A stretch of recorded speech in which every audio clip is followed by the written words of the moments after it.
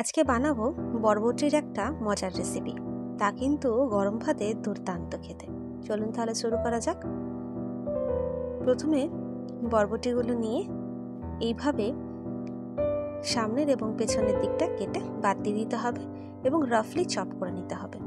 আমার এই ছোট্ট চ্যানেলে যারা নতুন, অনুরোধ থাকবে চ্যানেলটিকে সাবস্ক্রাইব করে পাশে থাকা বেল আইকনটা ক্লিক করে অল নোটিফিকেশনটাকে অন করে দেবেন।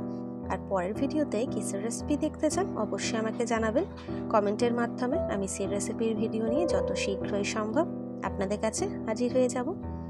আর হ্যাঁ, রেসিপিটা ভালো লাগলে অবশ্যই একটা লাইক, কমেন্ট এবং পরিবারের সাথে শেয়ার করতে ভুলবেন না। আমি যখন এরকম বরবটির রেসিপি বানাই বাড়িতে, তখন কিন্তু আমার পরিবারের সকলে খুব পছন্দ করে। তাই আপনাদের কাছেও একটা ছোট্ট অনুরোধ থাকবে, বাড়িতে অবশ্যই এই রেসিপি একবার হলেও ট্রাই করবেন। আমার সবকটা বরবটি কাটা হয়ে গেছে, ভালো করে ধুয়ে তারপরেই কেটেছি। এরপর মিক্সির বোলে নিয়ে নিয়েছি বরবটিটা, আর দিলাম কয়েক কোয়া রসুন। আপনারা চাইলে কাঁচা লঙ্কাও দিতে পারেন। তারপর একটা ফাইন পেস্ট তৈরি করে নেব, যতটা সম্ভব কম জল দিয়ে। তারপর একটু বেশি তেল দিয়েছি, তেলের মধ্যে দিলাম কালো জিরে ফোড়ন, তারপর দিচ্ছি 2টো শুকনো লঙ্কা ফোড়ন।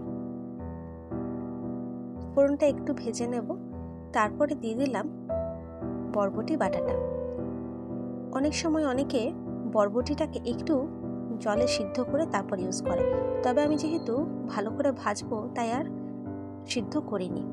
বাটি ধোয়া জলটাও একটু দিয়ে দিয়েছি, দিয়ে দিলাম সামান্য হলুদ, দেব স্বাদ মতো নুন, টেস্ট এনহ্যান্সের জন্য সামান্য চিনি। তারপর কি কষাতে থাকবো যতক্ষণ না সব জলটা শুকিয়ে যায় আর এই বরবটির পিউরিটা একদম মাখো মাখো হয়ে যাচ্ছে।